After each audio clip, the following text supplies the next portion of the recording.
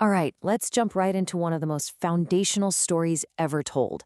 We're going to uncover a hidden meaning you might have missed, and it's all tucked away in a single crucial detail at the very end. So, right after that whole famous incident with the forbidden fruit, the story wraps up with this really curious detail.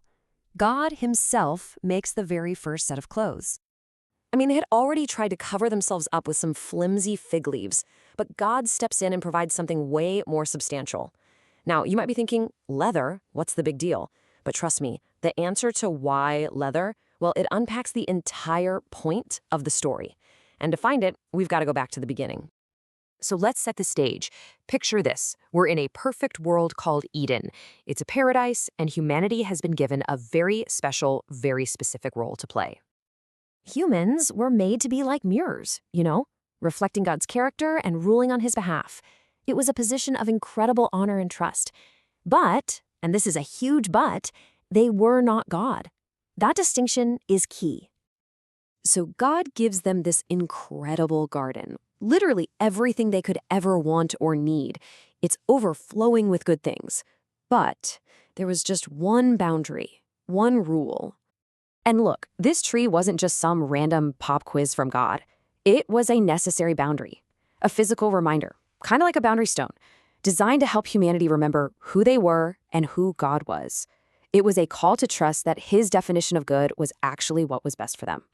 All right, so now we get to the moment, the choice that changes, well, absolutely everything.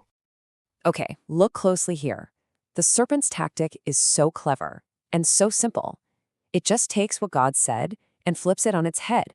It starts with a tiny seed of doubt and then dangles this incredible promise. You won't die, you'll get a promotion, you'll become your own God, deciding for yourself what's good and evil. And they went for it. They believed the lie. In that single moment of eating the fruit, they chose their own authority over God's. They decided to trust their own wisdom instead. So what happens next? The promise of becoming like God, it just collapses. Instantly. Instead of empowerment, they're hit with a wave of shame. Instead of wisdom, there's just fear. And their very first instinct isn't to celebrate their new status. It's to hide from the one they just betrayed. But, the story doesn't end there. What happens next when God shows up is absolutely crucial. When God confronts them, do they own up to it? Nope. The blame game begins. The unity they had just shatters. Adam points at Eve, and kind of points at God too, right? The woman you gave me. Then Eve turns around and blames the serpent. It's this tragic domino effect of broken trust. So God outlines the consequences. The harmony of creation is now broken. From now on, life is going to be marked by conflict, by pain, by struggle.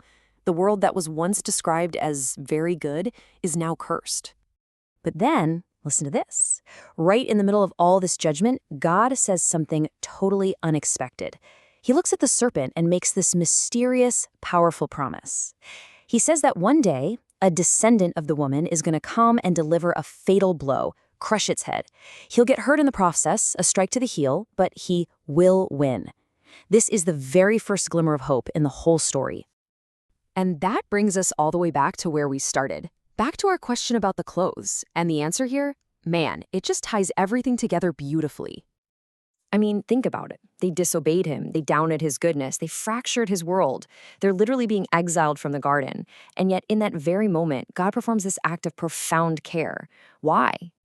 Well, unlike those fig leaves they stitched together, which, let's be honest, would wilt and fall apart pretty fast, a leather garment is permanent. It's durable. But it also has a cost. And there it is. For the first time in the biblical story, something has to die. To cover their shame, an innocent animal's life is taken. And here's the key. This isn't a punishment. It's a provision. So these leather clothes become this incredibly powerful symbol. It's an act of love, showing that even in judgment, God's grace is present. But most importantly, it's the very first sacrifice, the shedding of innocent blood to cover the guilty. It's like a giant signpost, pointing down through history to that promise of a future descendant who would one day provide the ultimate covering for good. So the key takeaway here is that this little detail we so often skim over, the very first clothes, is not an afterthought at all. It's a signpost. It tells us that from the very dawn of human rebellion, the story was never just about the problem. It was already pointing toward a solution rooted not in human effort, but in a sacrifice provided by God's own love.